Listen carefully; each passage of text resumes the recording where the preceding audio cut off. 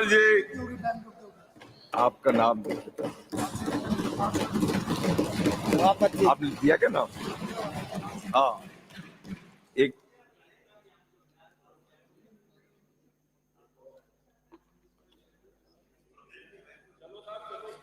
सभापति महोदय, आपको इस आसन पर देख करके मन प्रसन्न होता है। बहुत बहुत धन्यवाद, धन्यवाद आपका। जारी रखें आप। और कुछ नहीं मिला तो कम से कम इस आसन को तो आप इनको अपना उत्तराधिकारी और घोषित कर दो। माननीय धारीवाल साहब, इनको उत्तराधिकारी और घोषित कर दो। आप तो अपने उद्वाक्य बोले जो आप पढ़ के आए। देखिए साहब, इस बजट में 10 संकल्प लिए गए हैं और 10वां संकल्प जो है वो गुड गवर्नेंस का है। गुड गवर्नेंस में आपने परफॉर्म बता दिया, रिफॉर्म बता दिया और ट्रांसफॉर्म बता दिया। जहां तक परफॉर्मेंस की बात है तो 8 फरवरी को पहला बजट आया, उसके ठीक 3 महीने बाद लोकसभा का चुनाव आ गया। उस लोकसभा के चुनाव में जो 11 सीटें पिछली बार 2 बार से आप बराबर जीत रहे थे, वो दोनों की 11 की 11 सीटें कांग्रेस ने आपके हाथ से छीन ली। तो आपकी परफॉर्मेंस तो दिख गई।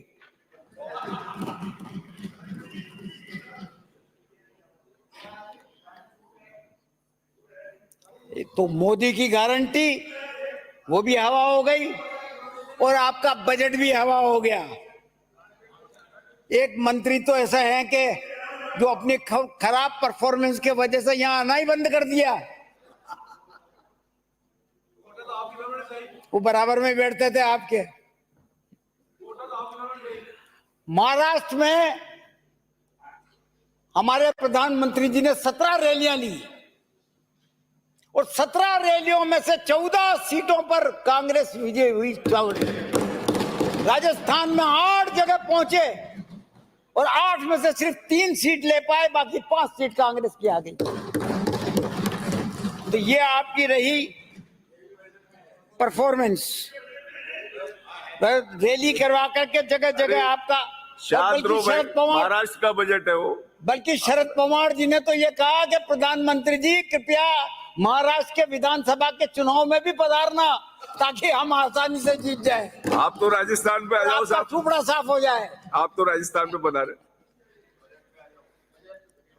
रिफॉर्म हुआ।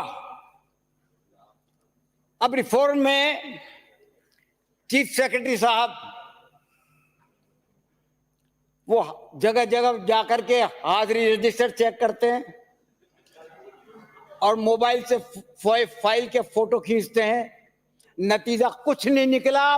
फाइलें पेंडिंग की पेंडिंग पड़ी हुई है और लोग धक्के खा रहे हैं, उनके कोई काम नहीं हो रहे। ये रिफॉर्म आपने किया। जन सुनवाई चालू करी थी भारतीय जनता पार्टी ने अपने दफ्तर में, 2 रोज चली और तीसरे रोज उन्होंने कहा कौन जूते खाएगा भैया। हम तो नहीं जा रहे, वो बंद करनी पड़ी। ठीक इसी तरह ट्रांसफॉर्म की बात है तो ट्रांसफॉर्म में शासन की बागडोर मुख्यमंत्री के हाथ में होनी चाहिए, मंत्रियों के हाथ में होनी चाहिए, लेकिन यह उल्टा हो रहा है। सारे ब्यूरोक्रेट जो यहां पर बैठते हैं वो है असल में शासनपति, तो वो हो रहे हैं। सारे काम दिल्ली से हो रहे हैं। सीएस सीधा रिपोर्ट भेजता है और वहां से हुक्म आता है और उस हुक्म की पालना करनी पड़ती है जग मार करके आप लोगों को। आपने जैसा अभी डोटासरा साहब ने बताया कि साहब 70,000 करोड़ रुपए का राजकीय घाटा बताया। उसको लोन लेना पड़ेगा उसको पूरा करने के लिए। आप कहते हो ना कि साहब लोन लेना। सन 52 से लेकर के 2014 तक जितनी भी सरकारें रही, कांग्रेसी ज्यादातर कांग्रेस की रही, कुल मिला के देश पर 55 लाख करोड़ रुपए का कर्जा लिया था। लेकिन इन 14 से लेकर के और 2024 तक 10 सालों के अंदर अंदर आपने 112 लाख करोड़ रुपए का कर्जा लिया, 112 लाख करोड़ का।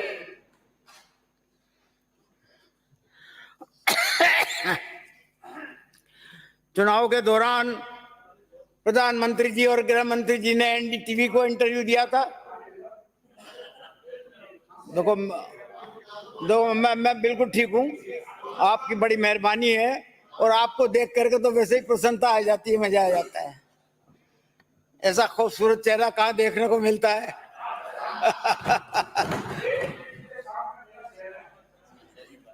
तो 4 जून के लिए एक इंटरव्यू दिया गृह मंत्री जी ने और प्रधानमंत्री जी ने कि 4 जून को जो रिजल्ट आने वाला है एकदम बूम करेगा शेयर मार्केट, लगा दो जिसको लगाना हो।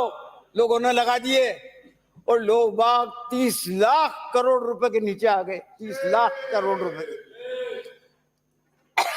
आपने तो ये तो शेयर ब्रोकर हो गए दोनों।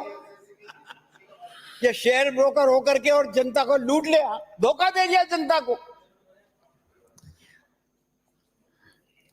खैर, हेरिटेज पे जो है वित्त मंत्री जी ने 100 करोड़ रुपए का प्रावधान किया।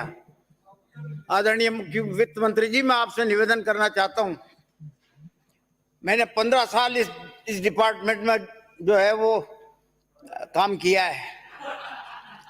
100 करोड़ रुपए में तो आपकी जो मुख्य चार जो मुख्य है ना, चांद पोल, किशन पोल, त्रिपोलिया और जोरी बाजार, इनकी सड़कें भी नहीं बनेंगी। 100 करोड़ का प्रोविजन लिया आपने। स्वच्छ भारत के लिए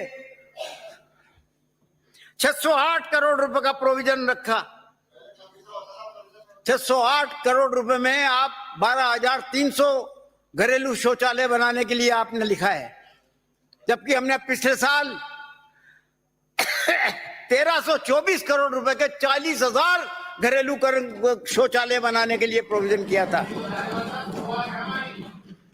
मैं आपको अभी आप जानकारी लो, उसके बाद मैं बताना।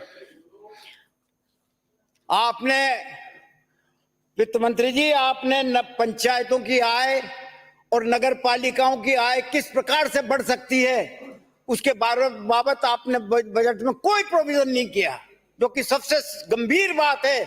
नगर पालिकाएं आज अर्थ के अभाव में जो है विकास नहीं कर पा रही, पंचायतें नहीं कर पा रही अर्थ के अभाव में। उनके किस प्रकार से उनकी आमदनी बढ़े, इस पर आपका सोच होना चाहिए था। इंदिरा रसोई को आपने अन्नपूर्णा बता दिया, और अन्नपूर्णा बता दिया, नतीजा कुछ नहीं निकला। आज 9 महीने से भी उनका पेमेंट नहीं हुआ राजस्थान में, 9 महीने से भी। बेरोजगारी कम करने के लिए जो इंदिरा गांधी शहरी गारंटी योजना अशोक गहलोत साहब ने चालू की थी, उसमें 650 करोड़ रुपए का प्रोविजन रखा था। एक साल में 650 करोड़ रुपए का आपने 300 करोड़ रुपए कर दिया, एकदम 350 करोड़ रुपए घटा दिया। आजीविका मिशन में 2000 स्वयं सेवक समूहता का और रिवॉल्विंग फंड प्रदान करने का लक्ष्य रखा है। हमने 3000 का रखा था लक्ष्य। स्ट्रीट वेंडर्स के बाबत आपने कहा, आपने कुछ नहीं बताया कि क्या तो काम करोगे, कितना पैसा दोगे, कितना बजट, कुछ बजट में कोई उल्लेख ही नहीं किया उस बात का स्ट्रीट वेंडर्स के बाबत। एचपीसीएल की रिफाइनरी के लिए हमने 1244 करोड़ रुपए का प्रोविजन रखा था, और आपने उसको घटा करके 1087 कर दिया। मुख्यमंत्री लघु उद्योग प्रोत्साहन योजना में 5200 व्यक्तियों के का ब्याज के अनुदान के लिए आपने लिखा है, जबकि हमने पिछले साल 7000 का प्रोविजन रखा था। इसी तरीके से प्रधानमंत्री आवास योजना के बाबत जोड़ दिया जाता है, 1.5 लाख रुपए वो लोग देते हैं। पहली बार राजस्थान की सरकार ने 25,000 रुपया देने का तय किया, 2.25 लाख हो गए। अब ये बता दो कि 2.25 लाख में क्या 2 कमरे, 1 बाथरूम, 1 किचन, ये कुछ बन जाएंगे क्या? नतीजा यही है कि जिस प्रकार से ये आवास योजना चल रही है ना, उसी तरीके से धक्के से चलती रहेगी।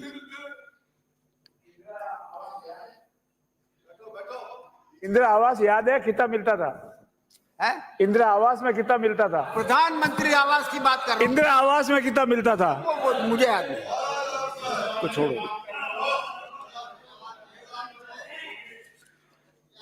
राष्ट्रीय कृषि विकास योजना के लिए 325 करोड़ रुपए का प्रावधान हमने किया था, आपने उसको घटा करके 112 कर दिया।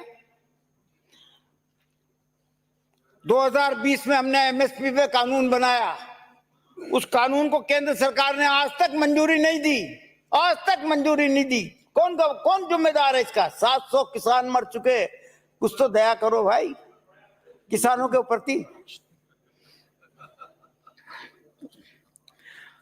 गेहूं खरीदने के लिए बात कर रहे थे कि साहब 2700 करोड़ 2700 रुपए में जो है हम गेहूं खरीदेंगे, उसे मुकर गए। गौ माता की रक्षा की बात करते हो आप। अब सुनो मेरी बात, सुनो आप, गंभीर बात है गौ माता की। आज 2700 करेंगे, शुरुआत कर दी है, 100 कर दिया है, 5 साल के लिए 2700। तो आप एक साथ मत माने और 2700 करेंगे। 1 साल की बात कर रहा ये हूं। लिखा है क्या कि हम टुकड़ों में करेंगे? लिखा है 5 साल का, ये नोट हो रहा है संकल्प इसमें। है 5 साल का। नहीं, इसमें नोट हो रहा है। आप बता दो, आपने कहा है कि संकल्प है 5 साल का, 100 कर दिया है, 2700 करेंगे। आपने 2700 कहा था, 2400 ही कर 5 साल में पाए। अब आप हमारा बैठ संकल्प जाओ, 5 साल धारीवाल के जी लिए को है। बोलने दो, डिस्टर्ब मत करो। मैं डिस्टर्ब नहीं कर रहा, मैं तो परमिशन से, ये हमारे सीनियर हैं और इन्होंने तो इनकी तो बड़ी मेहरबानी हमारे ऊपर है और भी रहेगी। गौ माता की बात कर रहा हूँ। उनको रोको, शांति लाल जी, धारीवाल साहब उनको रोको। हाँ, वो उनको क्या आदत है थोड़ी बीच में। धारीवाल जी के साथ ही है। धारीवाल जी हमारे साथ है, हम गौ माता की बात करते हैं, ये देख लो हमारी बात करते हैं ना। और बल्कि सरकार ने तो अपने इसमें बजट स्पीच में गौ माता की रक्षा के लिए लोन देने के लिए भी कहा है। मैं तारीफ करता हूं इस बात की, लेकिन कत्ल खाने तो चल रहे हैं, जगह जगह कत्ल खाने चल रहे हैं, उनको तो रोको। और ये सुनो आप बात सुनो, बीजेपी के एक केंद्रीय मंत्री शांतनु ठाकुर, उन्होंने अपने लेटर हेड पर 3 किलो गोमांस बांग्लादेश ले जाने के लिए अपने लेटर हेड पर एक परमिट जारी कर दिया। बीएसएफ के चीफ कमांडर के नाम पे ये लेटर है। ये बताइए आप, एक तरफ गौ माता की रक्षा की बात करते हो, एक तरफ गौ माता की रक्षा की बात करते हो। आप मदद करो तो कत्ल खाने का विषय गंभीर है, पक्ष दोनों मिलकर करें तो इस पे गंभीरता से विचार। हमारे कहने से कुछ नहीं होगा, सरकार तो लेके आप बैठे हो। तो करो बंद उनको कत्ल, तो हम कर देंगे, करो कत्ल, बिल्कुल कर देंगे। कर क्या देंगे? ये जिसका क्या करोगे? जो केंद्रीय मंत्री लिख करके दे रहा है बीएसएफ कमांडर को, ये तो इस 3 किलो मांस, ये इसका भाग नहीं है, ये फोटोकॉपी है, फोटोकॉपी बनावटी होती है, इसका लेटर है, ये तो फोटोकॉपी है, ये कहीं भी पत्र बन जाती है, है। ये उसका लेटर हेड है, ये आपके लेटर पास हेड है, कैसे आ गया? लेटर हेड है। आपके पास किस सोर्स से आया? आपके पास कैसे आ गया? मंत्री जी ने लिखा बांग्लादेश गया, आपके पास कैसे आ गया? अरे यार, अब आप बैठो, सही कुछ बोलने तो दो। इसका तो जवाब है नहीं आपके पास कि मंत्री के खिलाफ हम कार्रवाई के लिए प्रधानमंत्री जी से कहेंगे। कम से कम ये तो कहना चाहिए आपको। अगर गो रक्षक हो, गो को माता मानते हो, तो ये आपका धर्म बनता है कि आप प्रधानमंत्री जी से कहो कि इस मंत्री को बर्खास्त करें, इसको बर्खास्त।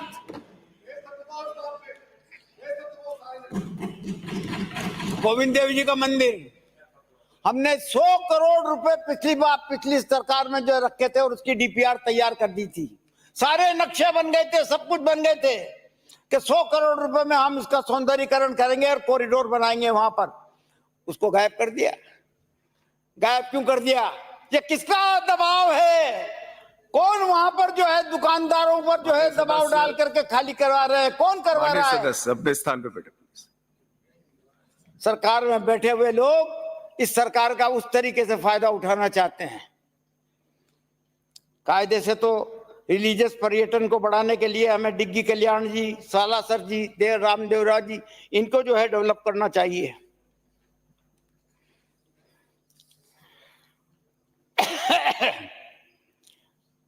सभापति महोदय, जैसे बालिका जन्म लेती है तो उसके संबलन और उसको उसके लिए सशक्त कदम उठाते हैं, उसके लिए हम प्रतिबद्ध रहते हैं कि भाई बालिका को अच्छी तरह से पालन पोषण करें और उसको बड़ा करें और उसको अच्छा शिक्षा दीक्षा देवे। ये बात आपने भी अपने बजट में कही है, दे दी जाए। ये बात आपने भी अपने बजट में कही है। आपको ध्यान होगा बाबा साहब अंबेडकर ने 25 जुलाई 1927 को मनुस्मृति को आग लगाई थी। क्यों लगाई थी आग? उस मनुस्मृति को जो उस वक्त में जो है उस वक्त के पहले काफी सालों से जो है बड़ी पॉपुलर होती थी और बड़ी चर्चा होती थी और उसको अनुपालना किया करते थे लोग बाग। उस मनुस्मृति को जो है बाबा साहब ने आग लगाई थी। अब ये कारण मालूम करना चाहिए। मालूम हुआ कारण कि किस लिए आग लगी? आग इसलिए लगाई गई थी कि उस मनुस्मृति में महिलाओं और अनुसूचित जनजाति और जाति के लिए अपमानजनक शब्द लिखे हुए थे। मैं कुछ अंश उसके पढ़ करके सुनाता हूँ आपको। दो तीन ही अंश हैं, ज्यादा नहीं पढ़ूंगा क्योंकि लंबी किताब है, वो तो बहुत मोटी किताब है मनुस्मृति की। एक महिला को जो आजाद नहीं रहना चाहिए, आजाद रहने वाली महिला अपने पति और पिता दोनों के कुल को कलंकित करती है। माननीय सदस्य दूसरी बात, स्थान पे बैठो, आप विराजो पवाराम जी, सुनने दे उनको भी, वो आइए। पवाराम जी महिलाओं का। दूसरी बात, महिलाओं का पुरुष के प्रति चाहत, महिलाओं का जल्दी बदलने वाला मन और स्वाभाविक हृदय हिंसा की वजह से पति के प्रति वो धोखेबाज हो सकती है। ऐसे में उनको बहुत संभाल कर या फिर बहुत निगरानी में रखना चाहिए। तीसरी बात, पुरुषों को उत्तेजित करना और बहकाना भी महिलाओं का स्वभाव है, ये लिखा हुआ है।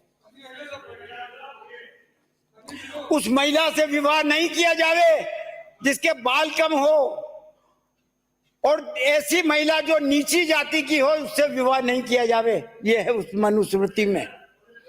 अब इस मनुस्मृति में मैंने इसलिए आपको जिक्र किया कि दिल्ली यूनिवर्सिटी के लॉ फैकल्टी के लोग इकट्ठे हुए और लॉ फैकल्टी के जो लोग इकट्ठे हुए और उन्होंने एक सामूहिक प्रस्ताव पास किया कि उसमें मनुस्मृति को कानून की शिक्षा में शामिल किया जाना चाहिए। मतलब लॉ की शिक्षा में इसको शामिल किया जाना चाहिए। आप देखिए क्या मनुस्मृति को पढ़ाना चाहते हैं। और वो ये कौन लोग थे? हालांकि इसको वाइस चांसलर ने मना कर दिया कि नहीं ऐसा मनुस्मृति नहीं पढ़ेगी, और बल्कि शिक्षा मंत्री जी ने भी किया। मैं अच्छा मानता हूं इस बात को, लेकिन ये लोग कौन थे जिन्होंने ये का प्रस्ताव पास किया? 2 मिनट में अपनी बात को समाप्त करें माननीय वरिष्ठ सदस्य। ये लेक्चरर और प्रोफेसर कौन थे? ये वो लोग थे जो संघ से रिलेटेड थे, जो संघ से रिलेटेड लोग जो है आज इस मनुस्मृति को लागू करवाना चाहते हैं। आपको याद होगा कि कर्नाटक के एक नेता, भारतीय जनता पार्टी के एक नेता हेगड़े ने कहा था कि हम संविधान बदलेंगे। बात सुन लो। नहीं, बजट में आप सुन लो।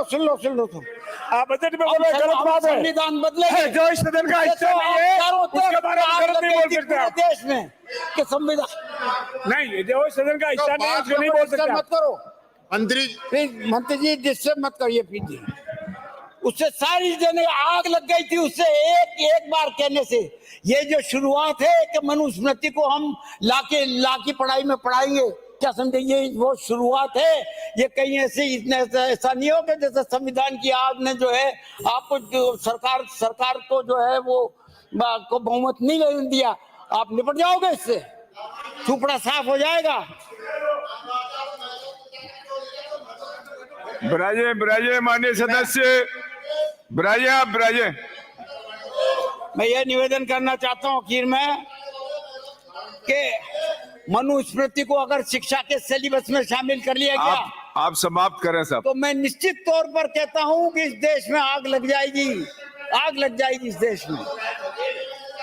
सरकार सरकार पर हावी है। अब मैं एक निवेदन करना चाहता हूँ, एक आखिरी में, और क्लियर करना चाहता हूँ पोजीशन। ब्राजे ब्राजे काली माननीय सदस्य ब्राजे यूडीएच मंत्री साहब, आप अपनी बात समाप्त करें साहब। 2 मिनट, 1 मिनट, एक मिनट। ब्राजे ब्राजे ब्राजे 1 मिनट। आप अपनी बात समाप्त कीजिए। हाँ, 1 मिनट। हाँ बोलिए।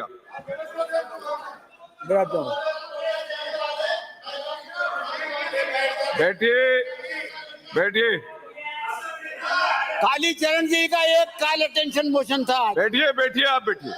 कालीचरण जी का बैठिए। एक कॉल अटेंशन मोशन था। माननीय यूडीएच मंत्री साहब, आपका ध्यान आकर्षित करना चाहता हूं। अरे बैठिए। आप भी बिराजे माननीय सदस्य, आप भी बिराजे। सेंट्रल आप पार्क, भी बिराजो नीचे बिराजो। आप बिराजो। आप समाप्त करें साहब। हाँ 1 मिनट। हाँ 1999 में जब ये सेंट्रल पार्क सरकार अरे आप बिराजे माननीय सदस्य, आप बिराजे। बैठाओ ना इसको सभापति। माननीय सदस्य, आप सुनते नहीं है क्या? बिराजे आप, परमिशन लेके बोल रहे हैं। बिराजे आप, बिराजे माननीय सदस्य, आपको वही नहीं है। अरे बैठ आप बिराजे। आप भी बिराजे।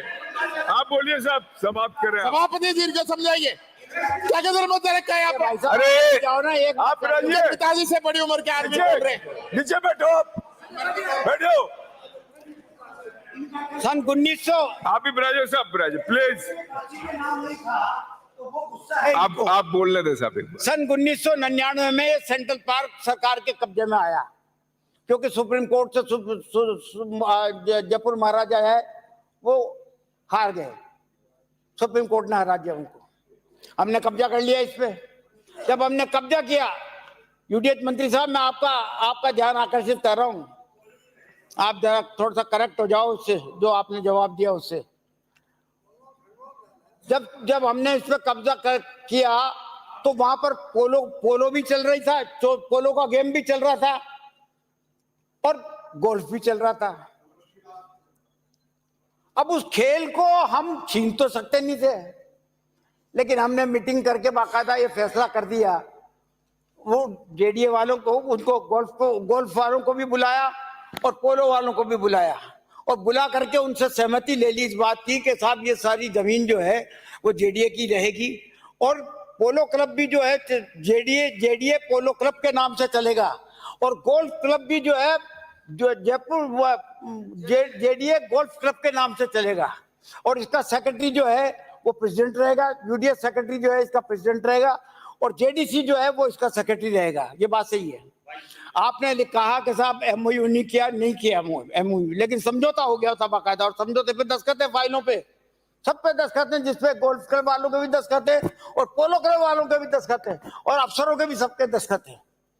मेरा आपसे ये निवेदन है कि ये गोल्फ क्लब वाले और पोलो क्लब वाले अतिक्रमण करने के आदी हैं। कई बार हमने इनके अतिक्रमण तोड़े हैं, श्रीमती कल्पना देवी, कई बार हटाए हैं। मेरी बात सुनिए, एक मुझे कंप्लीट कर लेने दीजिए, मुझे कंप्लीट कर।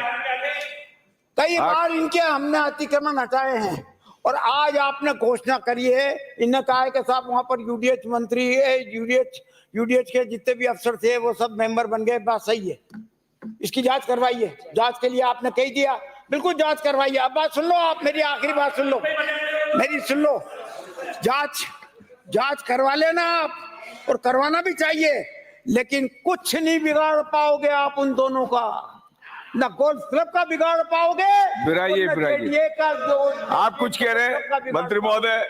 तो ये जो सरकार में बैठे हुए लोग हैं ना, आप बिराजे साहब, ये आपको कुछ आप नहीं बिराजे। करने देंगे, याद रखना, कुछ नहीं करने देंगे आपको। माननीय सदस्य, मैं आपसे निवेदन कर दूं कि इसमें राजस्थान उच्च न्यायालय से लेकर सर्वोच्च न्यायालय तक अधिग्रहण की कार्रवाई के खिलाफ भी रिट याचिकाएं हुई हैं, और माननीय सर्वोच्च न्यायालय ने जब अधिग्रहण को वैधानिक मान लिया, उसके बाद वहां लगभग 40,000 पेड़ और कोई दूसरे कामों को लेकर जनहित याचिकाएं शुरू हुई। पोलो वाले भी गए और एक नहीं लगभग 1 दर्जन के लगभग रिट याचिकाएं राजस्थान उच्च न्यायालय में लंबित रही, जिनमें से एक में डीबी ने फैसला सुनाया। उस फैसले पे आगे काम होता, उससे पहले वो मामला सर्वोच्च न्यायालय में चला गया और सर्वोच्च न्यायालय में स्थगन हो गया। अब मुझे तो किसी से ना तो काहू से दोस्ती ना काहू से बैर, निष्पक्ष जांच हो जाए और भारत की न्याय व्यवस्था दोषी को जो दंड देना चाहे वो दंड दे दे। धन्यवाद। श्रीमती कल्पना देवी। वो तो ठीक है, आप तो कराओ, लेकिन फिर मैं आपसे दोबारा कह रहा हूँ आप कि आप कुछ नहीं कर पाओगे। अंकित नहीं होगा। श्रीमती कल्पना देवी, आप बिराइए।